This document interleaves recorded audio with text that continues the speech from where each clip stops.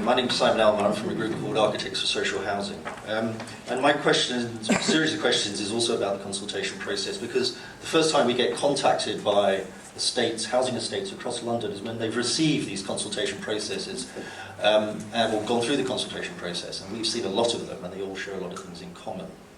First of all, they're incredibly leading. The questions, for instance, that you used, the two main questions that you used was, how important is it to improve the following on the estate? To what extent are the following a problem? Both of those are leading questions. You could ask me the same thing about my journey here this evening on the tube. I wouldn't expect my answers about the problems that I experienced on my tube to lead to the demolition of the underground surface. I would expect it to lead to regeneration of it, and yet in every case, you're using the answers you've extracted from this incredibly leading and negative process to justify your arguments for the demolition of these estates.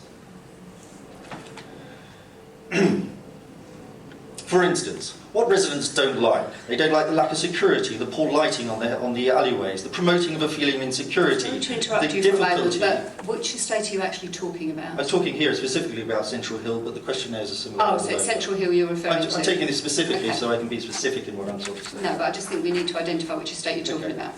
Offers few activities, the residents lacks a sense of community in paragraph 1.16, lack of accessibility, poor quality of the public realm, and that lovely catch-all, antisocial behaviour.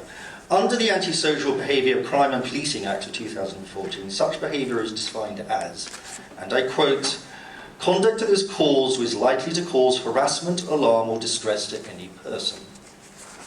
Would you agree, and I put this question to the Cabinet, would you agree that it is the behaviour of Lambeth Council, both in the way it has conducted this so-called regeneration process and in its stated intention to demolish the homes of entire communities, that is causing, quote, harassment, alarm and distress? And it is this, therefore, rather than these fabricated charges, that qualifies antisocial. Don't answer yes, but I have another question. On this criteria, to which we could add many, many more, should Central Hill and all the other estates threatened with demolition seek planning permission to demolish Lambeth Town Hall? So this seems to be the source of this enormous harassment and distress. Finally, and I'm getting to my final point here, paragraph 1.16, and I quote, and please allow me a little bit more time because I'm quoting this back so you know what the questions are. This estate has been identified as being of some architectural interest. However, its value in the Lambeth-wide context has not yet been quantified. Until the quality and value of the existing built form has been properly evaluated, it is not possible to make an informed judgment about the extent of demolition, which might be appropriate in planning terms. And I have a few questions here, if you could allow me. Yeah. One, I'm actually going to ask you to start bringing it to close, because basically I've let everybody else have a similar amount of time. I'm quoting these things back. I've got a series of questions. Excuse me, can you just clarify for a moment whether you're a resident of Central Hill or not? No, I told you I'm a member of Architects for Social Housing who's Okay. working I think with that's these important. estates. Why is that important? Question number one is, what criteria will be applied to the quantifiable judgment of the quality and value of Central Hill Estate?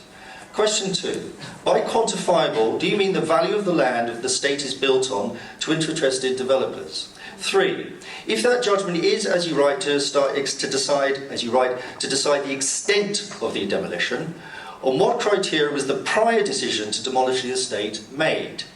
Four, well, either of these are criteria for the financial value of the land and the extent of the demolition of the homes that occupy it, include the value of the community that lives on the estate. Okay. Is that your last question? Or is the Central Hill community... I'm going to ask you to wrap up. How do you financially quantify the quality and value of a community? Okay, thank you very much. Thank you for your contribution. Could I like to answer some of those points, please? Thank you.